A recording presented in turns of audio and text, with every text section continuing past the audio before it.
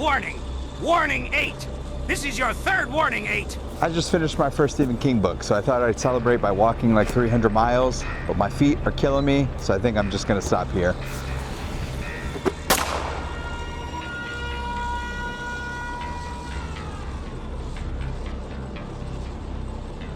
What's up everyone? I'm JB. I read books, talk about books, and take really short walks. In October, I read my very first Stephen King book, and it wasn't about killer clowns or haunted hotels. It was about walking. Just walking. And somehow, it was still awesome. I've read tons of King's film adaptations growing up, from Carrie, Pet Sematary, Children of the Corn, Misery, It, Stand By Me. I mean, the list goes on, but I never actually got around to reading any of his books. And to be honest, I think the size of the books just always intimidated me. And I felt with something with King, you just really have to slow down and take your time with it so it doesn't burn you out. I'm a really slow reader, so I know I'd have to dedicate to something like 2 months for reading books like The Stand or It. And I never really wanted to force myself into reading it just to read it. I like to take my time to slow down and really appreciate the books I read.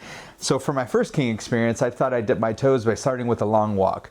I really wanted to watch the film adaptation. I was in the mood to read something in the dystopian horror genre, so I kind of jumped right in. And from the beginning, King does an incredible job of creating tension right from the jump. The soldiers at the very beginning yelling out warnings made me feel super anxious. And these warnings are just so simple and straightforward, but it just feels like this ticking countdown to death. It's like warning, warning 7, third warning 7, and you're just reading through the page thinking like, bro, I need you to shake that cramp off. It's mile 3. Like that's going to help them.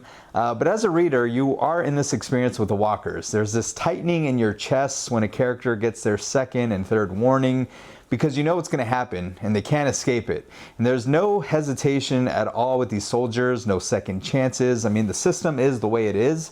And so when a character gets that third warning, time just really slows down. You are there in the moment, taking it word for word.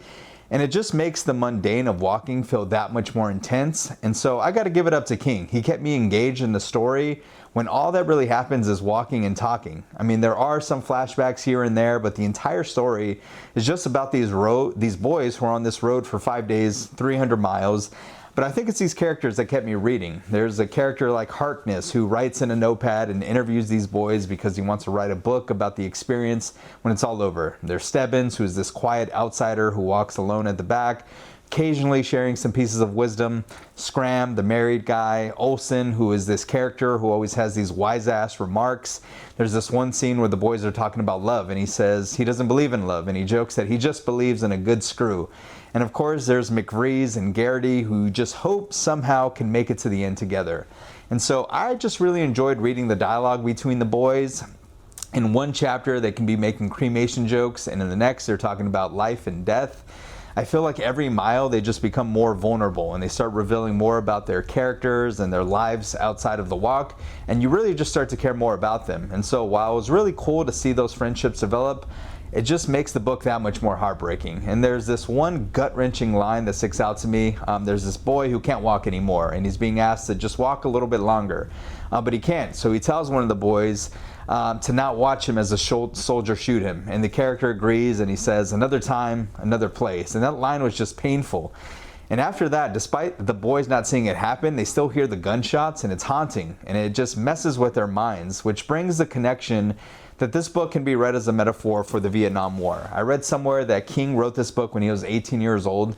It was around the same time when the US held a televised draft lottery for the Vietnam War. I also learned that there was these like capsules that contained birth rates, and they were selected at random. So millions of families just sat in front of their TVs and radios listening in fear as what could be this life-changing moment for them. And afterwards, people described this experience as this game show where the prize was either life or death, which I found interesting because in this chapter, a lot of the chapters open with game show quotes. There's quotes from Let's Make a Deal, Jeopardy, The Price is Right, The Gong Show.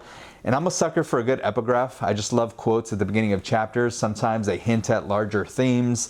But here I thought it was just like this interesting juxtaposition. You have these cheery game show quotes that contrast with these brutal spectacle of the walk. So a chapter ends with these dark, heavy storm. Characters are dying from exhaustion.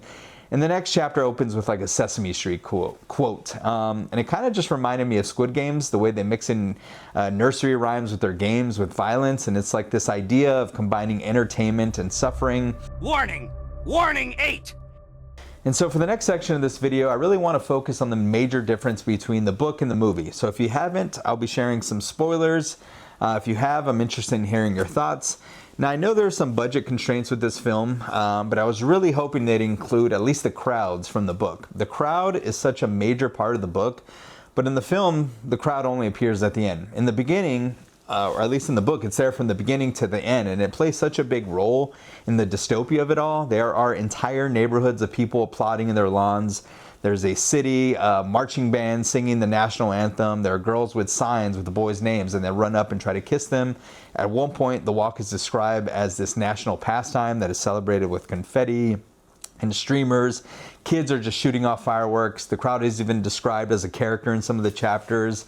It's a crowd that is hungry and it devours them. Families are just literally having picnics while this thing is going on.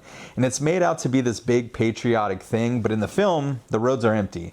And it just made the world feel a little bit smaller, less dystopian. It's still very bleak and still gory, but there was more of a focus on the camaraderie between the boys, and I don't think that was bad. I think the two leads in the film gave amazing performances.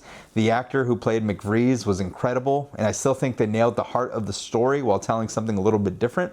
And so to wrap up, for my first King book, I am definitely a fan of this one. I am ready to read more. I love the character work. These characters felt so real in the way that they joked, they talked, they argued, they dreamed. They just felt very familiar to me.